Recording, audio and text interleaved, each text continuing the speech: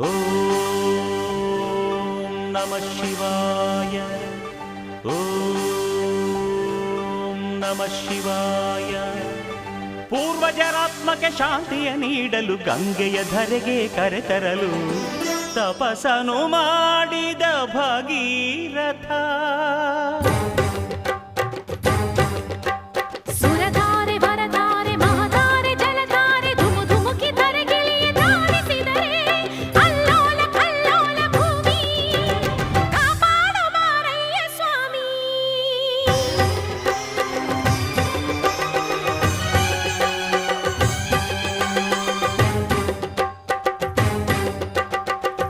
ಬಲ್ಲೆಯ ನೀನು ಈ ಗಂಗೆಯ ಜಲ ಸಮಾಧಿಯು ನೀನು ಮೃತ್ಯುಂಜಯ.